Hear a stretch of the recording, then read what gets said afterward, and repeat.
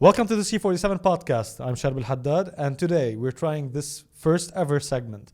And this is our first musical segment, nothing that has to do with films. And it's called Guy Who Hates Listens To.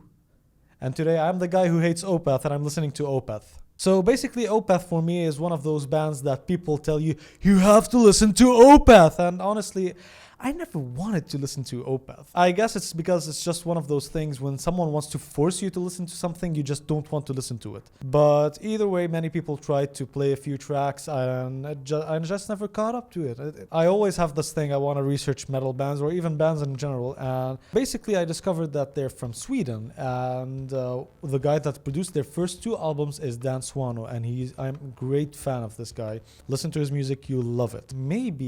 Just maybe since he's producing it, most probably their music is going to be very similar to his. And honestly, it kind of was, but not exactly what I was expecting. Dan Swano basically produced their first two albums, which were Orchid and Morning Rise, and they're two great albums, especially Morning Rise.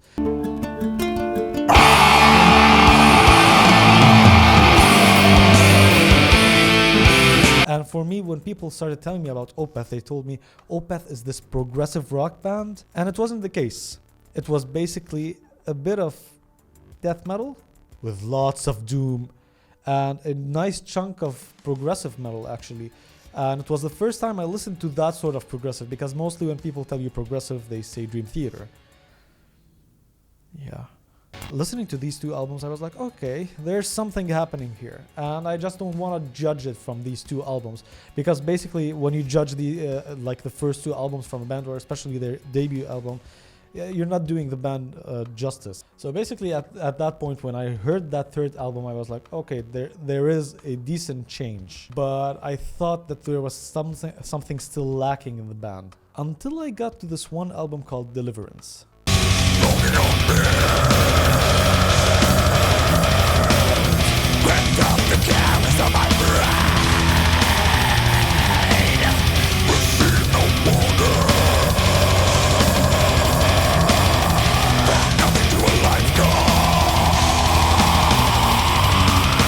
Now, that album is pure fucking magic. If you're into some death metal crazy shit and you really just want to break some shit and go like, I don't know if you're just gonna scream, this is the album for you. Honestly, it's beautiful. If there's one trademark that Opeth has that very few metal bands have, it's the growls that Michael has. Honestly, they're really unique. You can feel that anger, you can feel that passion in it, and Deliverance has that.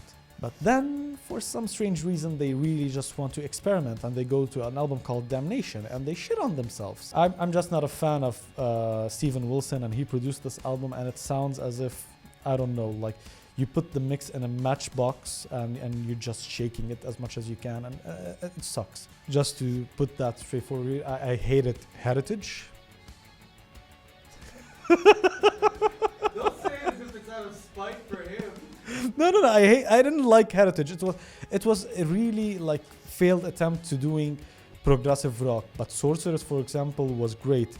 Communion was very beautiful. But their latest album is like a mixture of these three albums together, but more of Heritage. So it was still really poor.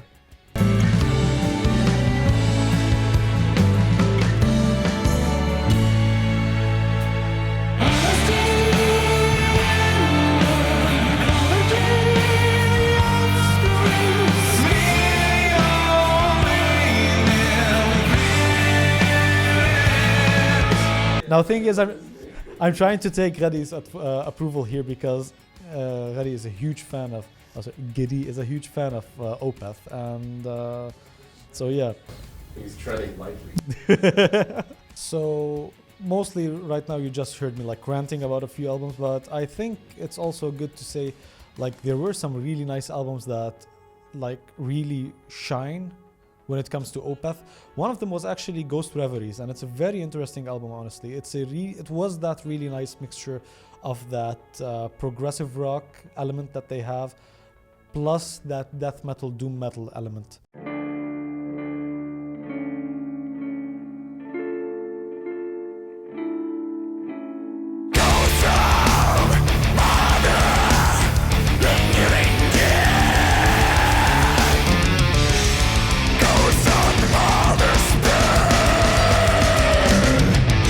maybe now after listening to all their albums, I appreciate Opeth more. I can appreciate and see why people appreciate them now and what change they're doing within that metal genre. But still, it's not my cup of tea.